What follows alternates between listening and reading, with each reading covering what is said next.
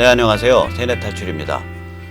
자유한국당이 5.18 토론회와 관련된 이종명, 김진태, 김순례 의원에 대해서 이종명 의원은 윤리위가 제명을 결정을 했고 김진태, 김순례 의원은 징계유예를 내렸습니다. 헌정사상에서 유례가 없던 일인데 이를 경기대 조성환 교수님을 모시고 조병설전에서 다뤄보겠습니다. 예, 조 교수님 안녕하세요. 네, 안녕하세요. 예. 일단 그 이종명 의원이 도대체 뭐라고 했길래 이 자유한국당 윤리위가 제명을 한 겁니까? 그 5.18 그 토론회에서 광주 5.18 폭동을 민주화 운동으로 만들었다라고 하는 발언이 문제가 된 것 같습니다. 폭동을 민주화 운동으로 만들었다. 예, 예. 이게 일단 그러니까 한 개인의 의견인데. 네.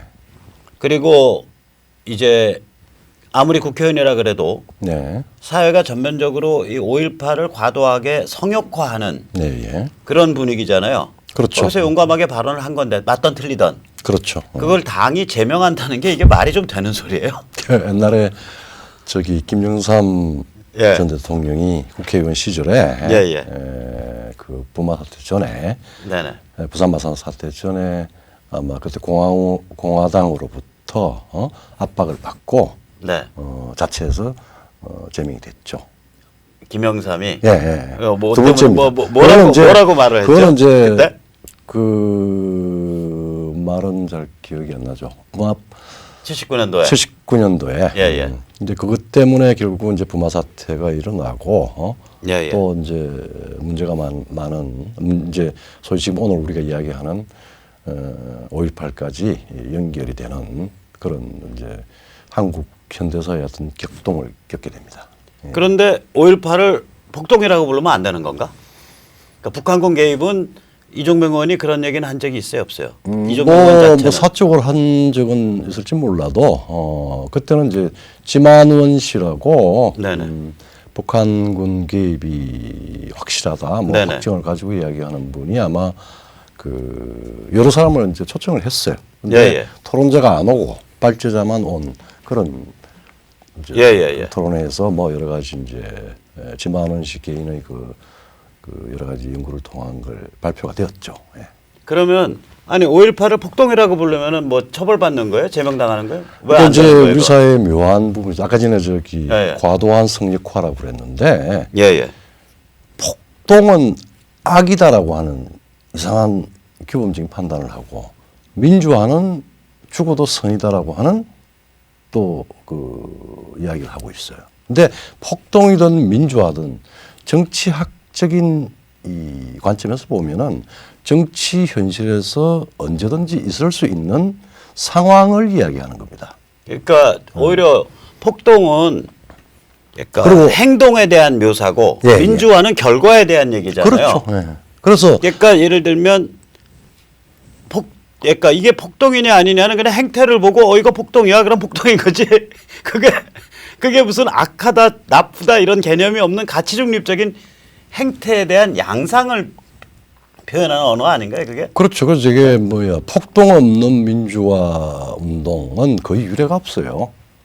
그러니까 잠깐만요. 그러니까 폭동 중에는 민주화를 결과한 폭동도 있고, 있고, 또 그다음에 자유민주주의를 결과한 폭동도 있고, 예. 그다음에 폭동으로서 진화되는 경우가 있고, 공산혁명을 결과한 폭동도 있고, 그다음에 자체적으로 진화가 되는 부분도 있고, 그러니까 조그마한 사건으로 끝나는 경우가 있고, 그렇죠. 그러니까 이제 우리가 폭동하면 나쁜 거 이런 게 아니다라는 얘기 아니에요. 그게 아니죠. 폭동 중에는 자유민주주의로 귀결된 폭동도 있고, 혹은 민주주의로 귀결된 폭동도 있고, 그런 경우 한번 예를 들어보시죠. 프랑스 혁명 막 찬양하는 사람들 중에 혁명의 중요한 어떤 그 사람들이 왕창 움직인 걸 폭동으로 부르는 경우 있지 않나? 아니 그러니까 프랑스 혁명을 찬양을 하든 비판을 하든 어쨌든 간에 하나의 중요한 역사적인 계기가 된 거 아니에요, 그죠? 뭐가요? 프랑스 혁명이라고. 그게 시작된 거는 사실은 그 우리 여러 가지 굴절이 있는데 아주 네네. 우연찮게 루이 16세가 네네. 3부회를 소집을 해서 파리 부르봉 지금 프랑스 의회입니다. 예. 그 자리에 와서 귀족과 부르주아지들과 이렇게 해서 여러 가지 토론을 하면서 자리를 옮긴 사이에 전궁인 베르사유 궁을 그 인근의 생클러트 농민들이 폭동을 일으켜서 그리고 베르사유 궁을 점거를 해서 그걸 그러니까 그걸 계기로 그 사건의 이름을 뭐라 그래요? 프랑스 혁명을 찬양하는 사람이든 비판하는 사람. 그걸 이제 생클러트 반란이라고 그러죠. 생클러트 폭동. 폭동 혹은 반란 그래요. 그러니까 뭐 소요 반란 생클러트 폭동 다 씁니다. 레볼트. 해볼트입니다. 예. 해볼. 예. 리볼트죠, 뭐 영어로. 그러니까 리볼트가 이제 폭동으로도 번역되고 봉기로도 번역되는 단어인데. 그러니까 이제- 잠깐만요. 생클러트를 사람들이 우리 시청자님 모르실 수 있잖아요. 생클러트가 칠부바지 아니에요. 그게 이제 칠부바지의 농민이죠.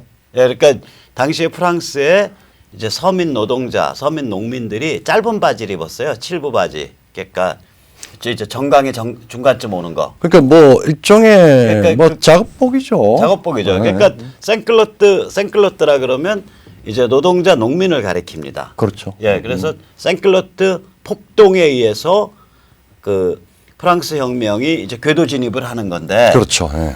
프랑스 혁명을 찬성하는 사람이든 반대하는 사람이든 네. 지금 입장이 네. 그 사건을 두고 그냥 생클러트 폭동이라 그러잖아요. 그렇죠. 예.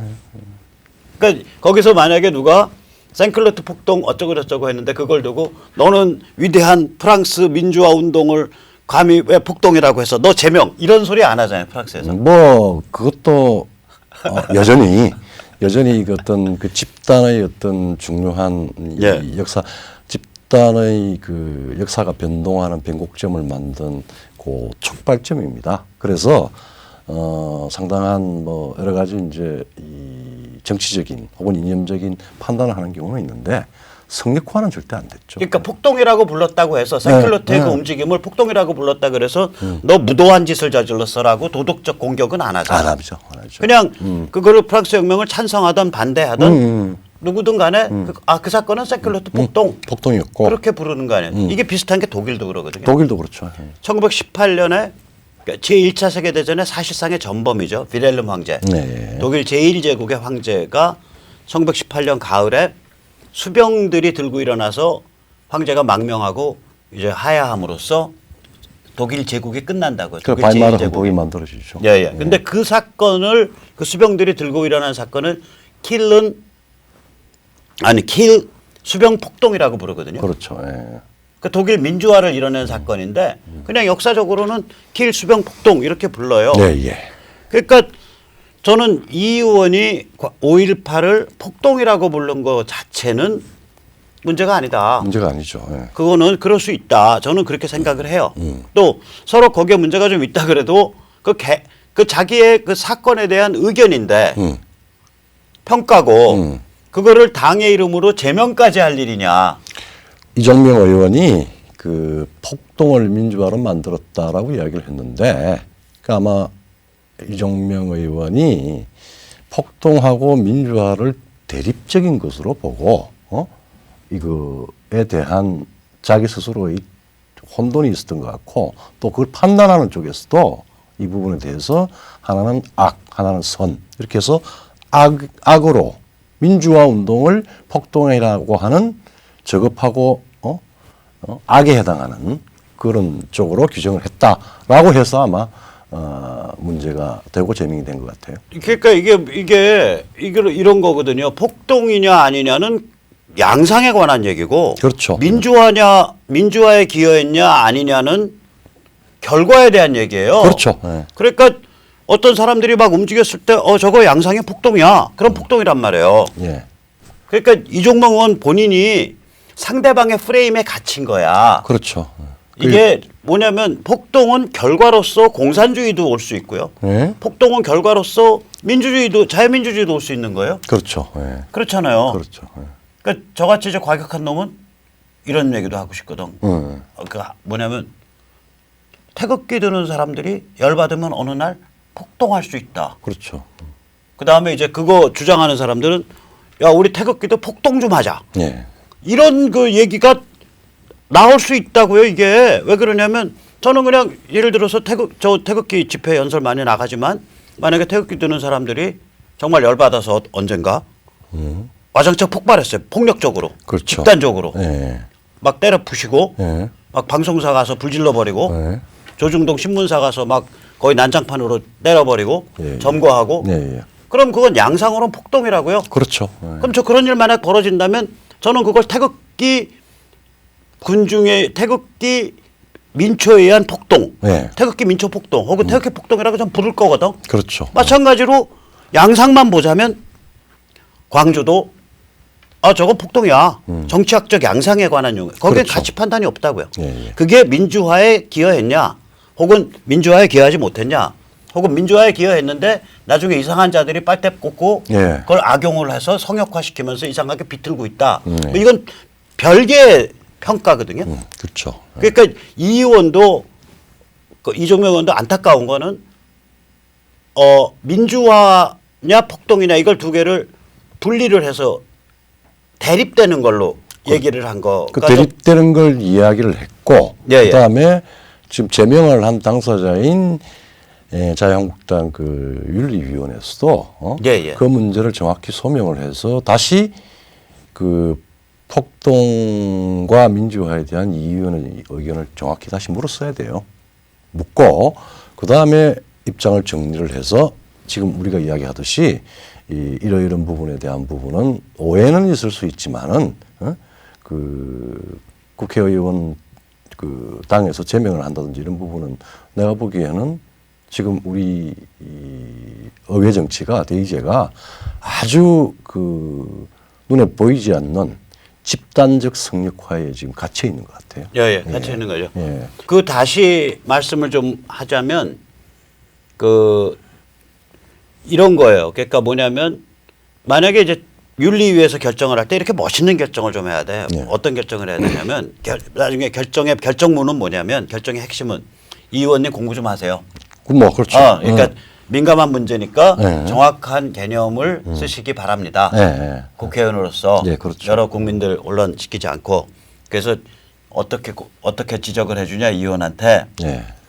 폭동과 민주화는 서로 그러니까 이분적으로 갈리는 게 아닙니다. 그렇죠. 폭동에는 민주화를 결과한 폭동도 있을 수 있고 또 공산혁명을 결과한 폭동도 있을 수 있습니다. 역사적으로 다른 나라에서도 다 그렇게 씁니다. 그 단어를 리볼트라는 단어를. 네. 그러니까 이 의원께서 광주를 폭동으로라고 부르신 거는 그거는 현상. 역사적 언어로서 정치학적 역사적 언어로서 그건 맞을 수 있습니다. 근데 그게 민주화에 기여하기만 했냐 혹은 거기에 불순 요소가 있었냐 없었냐 혹은 나중에 광주를 가지고 광 팔아먹은 인간들에 의해서 대한민국 정치가 왜곡되고 있냐 아니냐 이건 별개의 문제입니다. 그건 별개의 문제죠. 거기에 대해서 우리는 이 결과에 대한 평가하고 광주 진행 과정에 관해서 북한의 개입이 있었냐 없었냐에 대한 거는 우리가 차분하게 따져봐야 될 일입니다. 그렇죠. 이것이 올바른 입장이라고 저희 당은 생각을 하고 이 의원께서 좀 더 예리하고 좀 그런 개념을 사용하셨다 그랬으면 불필요한 오해가 없었을 것이라 생각을 합니다. 뭐 이 정도 결정문이 나와야지. 아주 지성적인 지금 멘트를 하셨습니다. 과연 대한민국의 국회가 이런 중요한 문제에 대해서 이성을 가지고 그리고 우리 국민 성원 전체의 그 감정을 자극하지 않고 차분히 쿨하게 이런 문제들을 하나하나 정리할 수 있는 그런 수준이 될까 싶지 않네요. 네, 근데 그게 문제죠. 이제 김진태가 당사자라고 빼더라도 지금 자유한국당 대표 경선에 나온 게 이제 삼각 체제로 굳혀졌잖아요. 네. 그러니까 김진태, 황교안, 오세훈인데 아니 김진태는 당사자라고 빼고 김진태 의원은 황교안 씨나 오세훈 씨는 왜 가만히 있나? 이제 좀 얘기 좀 해야 될 때 아니에요, 이거? 이런 황당한 문제가 생겼는데. 이것도 아마 그 일종의 신성불가침 비슷하게 이야기를 쿨하게 못하는 성역화가 돼 있어가지고 잘 할지 안 할지 저는 모르겠어요. 근데 뭐 천편일률적인 이야기를 할 수 있겠죠. 뭐 상참만 할 수도 있겠는데 아마 이번 경선 과정에서 가급적이면은 이 집단적 성역화 이게 국가에 얼마나 큰 해가 될 수도 있다라고 하는 문제는 제기가 돼야 될 거예요. 그러니까 마가떼처 수장이 예. 중요한 말씀을 했죠. 대처가 예. 집단적 죄의식이 네네. 이게 성역화가 돼서 혹은 신성 불가침이 돼서 쭉 세대를 통해서 전성을 하면은 사회는 아주 무참하게 그 상처를 받는다, 깨어진다, 뭐 이런 이야기를 한 것 같은데. 예, 그것이 기억나요. 예. 영어로 예. 제가 읊어드리면 The application of collective guilt running from one generation to another is a dangerous doctrine which leaves few modern nations unscathed. 그러니까 이게 의미가 뭐냐면 집단죄의식을 만들어서 성역화시켜서 그게 세대에서 세대로 전염돼서 내려가면 예. 나라가 개박살난다. 예. 그런 얘기를 했다고요. 그러니까 이게 지금 5.18이 5.18 성역화가 이게 집단죄의식 게임이에요.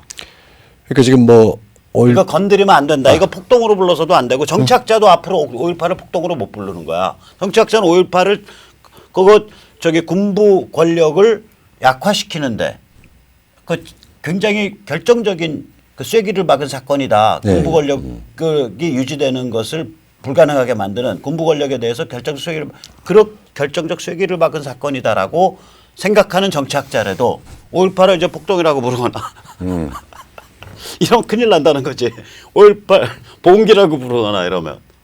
이게 이제 뭐 홍길동의 아버지를 못 부른다는 건 전혀 다른데 현상에 대해서 이 현상은 이런 현상이었어요 라고 하는 게 하나 들어가게 되면 그 경희대 이 교수 이영조 교수가 2012년에 그러니까 그 글 자체는 2010년 글이에요. 논문을 쓰면서 리볼트라고 하는 아임드 리볼트 무장봉기였다. 동학도 그랬잖아요. 뭐 다 그랬잖아요. 근데 그걸 가지고 말하자면은 이거 소위 셀프 생션 그 당시에 한국당인가? 거기에서 자체적으로 생션을 해서 자체적으로 검열해서 공천을 그러니까 자기 검열이죠. 그런 검열 사회를 만들 수가 있는 겁니다. 그러니까 이게 뭐냐면 우리 사회가 이제 전체주의 빨이들이 이제 그 대한민국에 대해서 죄책감을 갖게 만들잖아요.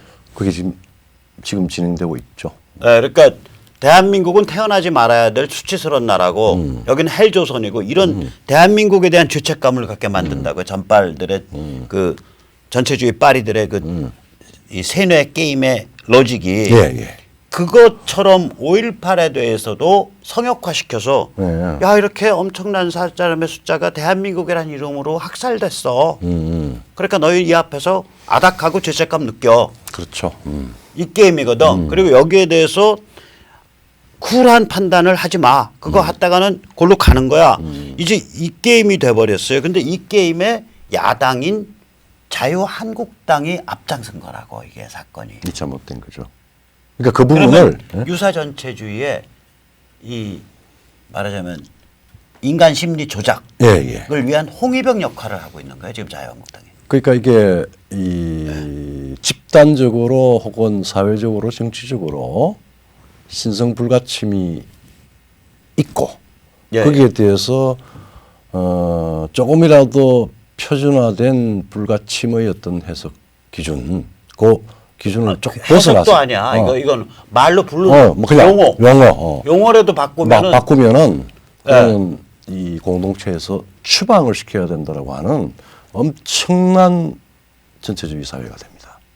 이게 의식, 행동, 말하자면은 그 인간들이 만들어 놓은 절대 표준의 진리가 존재한다고 보고 그 다음에 그걸 성역으로 만들어 놓고 거기에 대해서 어느 일정한 언급이나 말이나 그것도 아주 그냥 상황을 표시하는 가치 중립적인 이야기들도 자칫 이념적으로 잘못 해석이 되면은 지금 뭐 그냥 그 집단 린치를 집단 린치도 있고 또 어느 일정한 구성원에서 그냥 제외를 시킨 추방을 해버리고 우리는 이제 웃지 못할 아주 비극적인 그러니까 이런 상황에 대해서 이게 심각한 상황이거든요. 이게 이런 건은 사람 그렇죠. 입에 재갈을 물리는 건이기 때문에 그것도 보통 사람도 아니고 국회의원 입에 재갈 물리는 걸 야당이 나서서 자기 당 의원한테 한 사건이니까 제발 황교안이나 오세훈 이 문제 황교안 씨, 오세훈 씨 이 문제 회피하지 말고 소신 발언하세요. 그러니까 이종명 제명에 나 찬성한다. 혹은 나 반대한다. 반대하면 이러이러한 이유고 찬성하면 이러이러한 이유다. 라고 소신 발언하세요. 이게 중요한 일에 피해서 그 얌생이 같이 도망들 다니지 마시고. 그런데 여기서 우리가 아까 그러니까 우리가 이제 금방 죄책감, 집단 죄책감의 게임이다 이거는. 그렇죠. 집단 죄책감을 성역화 시켜갖고 그렇죠. 그걸 세대에서 세대로 막 전승시키고 전염시키려는 게임이다. 근데 죄책감이라는 게 나쁜 거예요? 아니 개인적으로 자기가 인정하는 자신의 어떤 그 잘못된 행위에 대한 죄책감은 자기 행동을 바꿈으로써 죄책감을 극복을 하려고 혹은 또 죄책감에 대한 책임을 질 수가 있어요. 그런데 사회적인 현상, 집단적인 요소가 개인의 양심까지 표준화된 하나의 정답을 강요하게 되면은 그러면은 사회는 개인의 영역이 없어지죠. 그리고 표현도 검열을 통해서 단순한 제한에 절대적 제한이 됩니다. 그러 되면은 1984의 세계가 예정이 되죠. 인간은 파브로프의 개가 되든지 뭐 그런 거죠. 그러니까 사회가 만들어 놓은 표준에 의해서 생각하고 행동하고 그 틀을 벗어나지 말아라고 하는 겁니다. 그러면은 개인의 창의성이라든지 아주 깊은 또 양심이라든지 그 다음에 행동의 자유라든지 이런 게 스스로 위축이 되는 겁니다. 이게 그러니까 이게 이제 그 우리가 굉장히 고급진 유인원이잖아요. 그러니까 그렇죠. 저는 인간이 고급지다라고는 얘기 안 하는데 유인원으로서는 무지하게 고급진 유인원이잖아요. 그렇죠. 이래서 우리한테는 뭐가 있냐면 이 동료의 혹은 같은 인간의 어려움에 대한 복수심, 내심 고소하게 생각하는 것, 시기심, 질투심 이런 것도 있지만 동시에 동료가 당한 그 고통과 희생과 어려움에 대해서 죄책감을 느끼는 그런 마음도 있어요, 인간한테. 그렇죠. 그러니까 죄책감이라는 건 굉장히 근본적인 인지상정이란 말이에요. 그렇죠. 인지상정이죠. 그런데 이제 예를 들면은 우리가 그 오리지널 원단 공산 전체주의에서는 죄책감을 많이 불지르질 않아요. 그렇죠. 거기서 뭐냐면 강제력이 있기 때문에. 아니 혁명을 할 때 그러니까 피바다로 상대방 잡아 죽이자. 그렇죠. 그 원한 분노를 부르지르는데 원한 분노. 이 유사전체주의는 사회가 먹고 살만하고 괜찮은 사회에서는 원한 분노를 부지르지 못하잖아. 뭐 탄핵 때 사실은 원한 분노를 불질렀죠. 그게 원한 분노라기보다도요. 인격살인을 시켜서 그러니까. 저런 정신병 걸린 미친 여자가 대통령직을 헤쳐먹어 왔다라고 그렇게 코딩을 시켜버렸죠. 그 전에 뭐 헬조선이다 뭐 또 뭐 그런 게. 근데 빨갱이 안 해보셨죠? 저는 안 해봤어요. 진짜 빨갱이는 그저 뭐 헬조선 욕하는 정도는요. 그건 빨갱이 오리지널 빨갱이 수준에서의 원한 분노가 아니에요. 이제 아까 제가 그건 아마 수치심일 거예요. 수치심을 불질렀지. 그러니까 그런 여자를 쪽팔리게 대통령으로 모시고 우리가 사냐. 그러니까 수치심을 그걸 불질렀지. 수치심을 불지르고 수치심과 사실 뭐 죄책감과 직접적인 연관은 없지만은 사실은 동일한 카테고리로서 집단화가 되면은 굉장한 문제를 일으킵니다. 그러면은 반대로 수치심을 느끼고 이 수치심에 대한 일종의 반응이 이지매 아니야? 이지매다. 그것도 언제 말하자면은 그러니까 박근혜 이지매 사건이에요. 인격살인에 의한. 그러게 되면 어떻게 되냐면은 자기가 이지매를 하면은 자기는 수치스럽지 않은 존재가 되는 않은 거죠. 존재, 천사가 되는 겁니다. 그러니까 그 순간에 전부 저기 뭐야 그 정치판 개판으로 조지고 저기 뭐 조중동이 나서서 나발불고 해갖고 전 국민이 일진이 된 거야. 일진이 됐죠. 그래서 박근혜는 셔틀박 간 거야. 그렇죠. 그러니까 그거라고 완전히 저 바보 등신 같은 여자가 대한민국을 말아먹어 왔다. 저 정신병 걸린 여자, 저 최태민 악령에 빙의된 여자가 이런 식으로 분위기를 몰고 가는, 그러니까 완전히 이거는 슈퍼 셔틀빵 된 거죠. 그래놓고 지금까지 지금 2년 뭐 3년째인가 쳐놓고서 3년째죠. 쳐놓고서 계속 30년 징역. 그러니까 이거 굉장히 잔혹한 사회예요. 야비하고. 그러니까 이제 사회가 깨어진다. 예. 그다음에 사실은 이러면 좀 심하면 이제 국가가 망하죠. 근데 그런 가운데 수치심이든 죄책감이든 아주 과도한 이 광란의 상황을 전제한 인격살인을 전제한 수치심의 그 분출 혹은 조장, 그거나 혹은 어느 일정한 그 이제 박근혜 케이스였고 앞에 건 박근혜 케이스. 그다음에 이정명 케이스는 이제 5.18의 어떤 그 진압 과정에서 생겼던 여러 가지 그 희생, 거기에 대한 죄책감들은 그걸 성역화시킨 거죠. 그걸 성역화를 시키게 되면은 전부 우리 내에서의 어떤 이 자기 검열 체계가 생깁니다. 위선이 되기 쉽고. 위선이 생긴 거죠. 그 다음에 그런 거죠. 위선이 생겨서 거기에 대상이 됐던 사람들은 풀이 주고요. 그렇게 되는 거죠. 그리고 거기에 너희는 가해자고, 너는 가해자고, 그다음에 너희는 가해자고, 너희는 악질이고 도덕적으로 열등한 존재고. 근데 정치라는 건 안 그렇거든. 뭐냐면요,